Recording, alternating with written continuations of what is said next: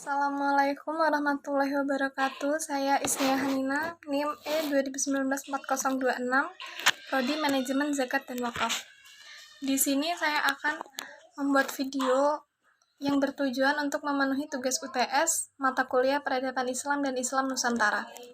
Soal yang pertama, apa yang dimaksud dengan peradaban Islam dan jelaskan peradaban Islam pada masa Rasulullah di Makkah dan Madinah.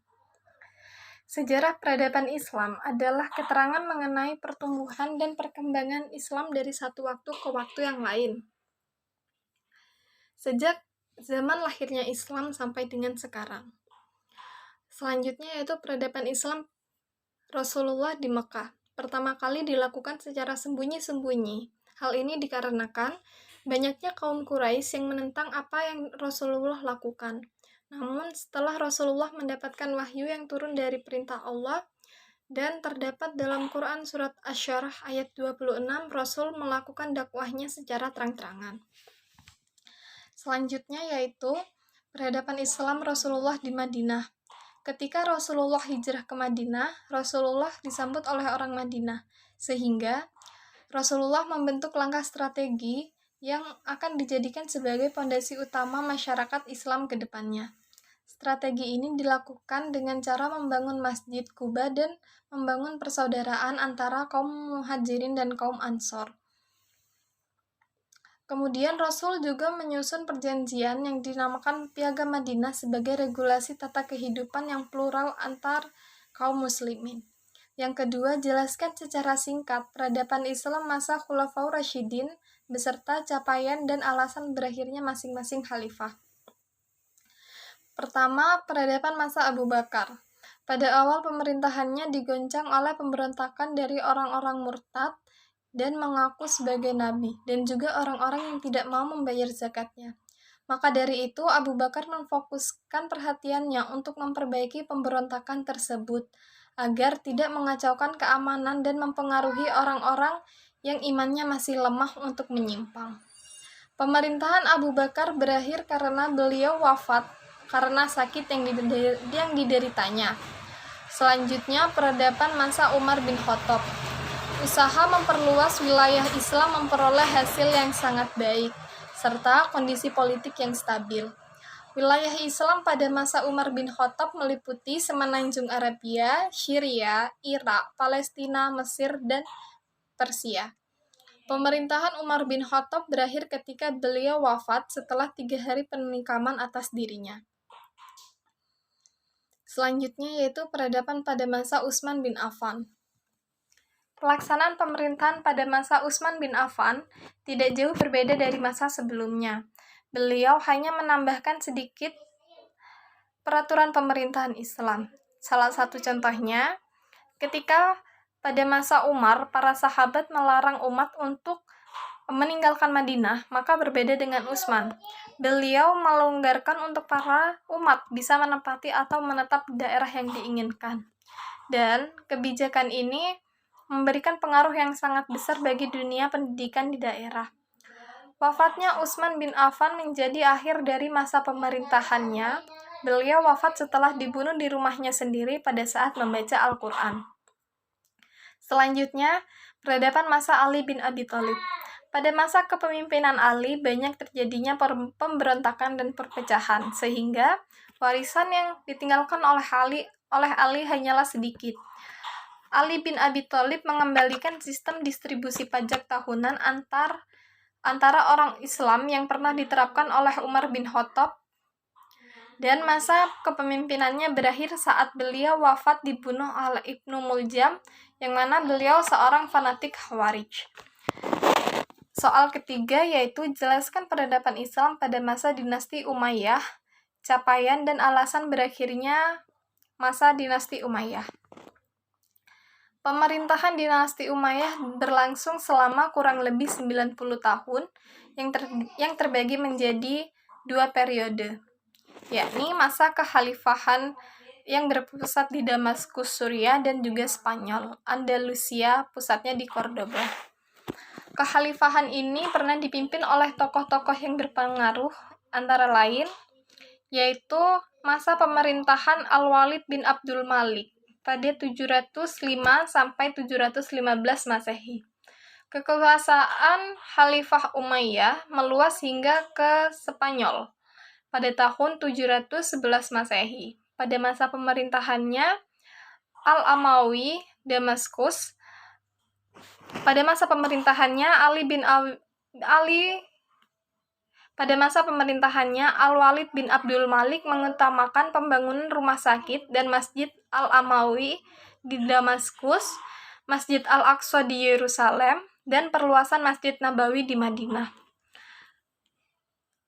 Yang kedua, pada masa pemerintahan Umar bin Abdul Aziz pada 717 sampai 720 Masehi. Beliau memfokuskan bidang keilmuan Islam, di antaranya pengarsipan hadis, pengembangan bahasa Arab, ilmu qiraah, fikih, karya tulis, dan produk ilmiah lainnya. Kejayaan dinasti Umayyah turun ketika kelompok yang tidak puas terhadap pemerintahan mulai muncul. Pada pertengahan abad ke-6 menjadi masa-masa krusial bagi Bani Umayyah.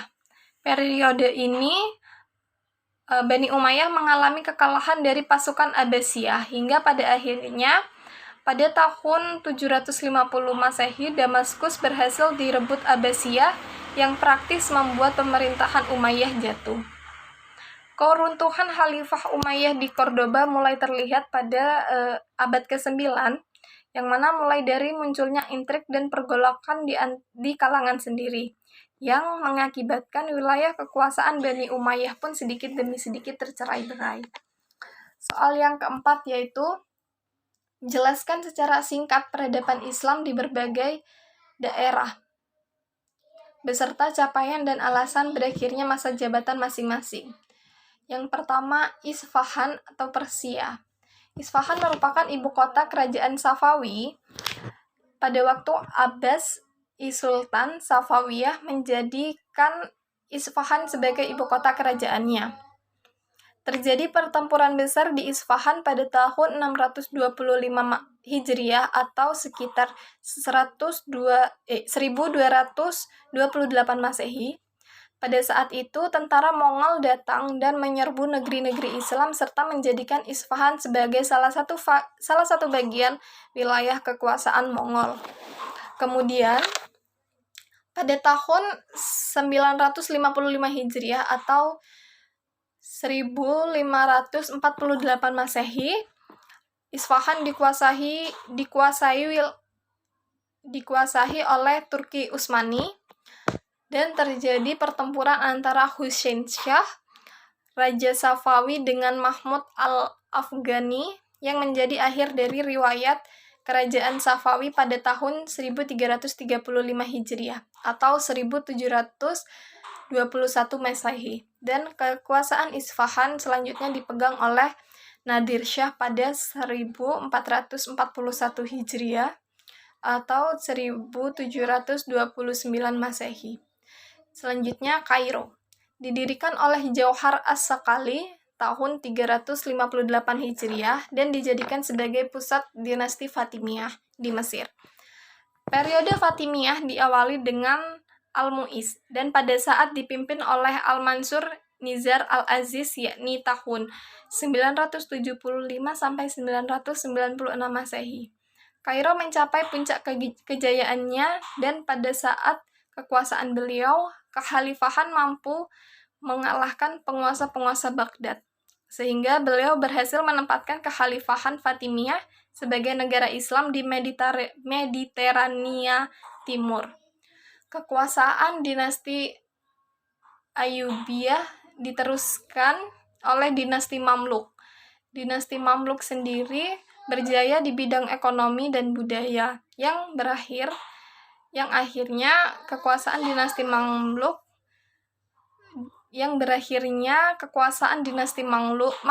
disebabkan oleh kalahnya dinasti Mamluk dari dinasti Utsmani. Soal yang kelima yaitu jelaskan secara singkat peradaban Islam dinasti Fatimiyah dan Mamluk beserta capaian dan alasan berakhirnya masing-masing dinasti. Dinasti Fatimiyah. Wilayah kekuasaan dinasti Fatimiyah meliputi Mesir, Suriah, dan Afrika Utara. Puncak keemasan dinasti Fatimiyah terjadi pada masa kepemimpinan Khalifah Al-Aziz. Kebudayaan Islam sendiri berkembang pesat. Hal ini dapat dilihat dari berdirinya Masjid Al-Azkar yang berfungsi sebagai pusat pengkajian Islam dan ilmu pengetahuan.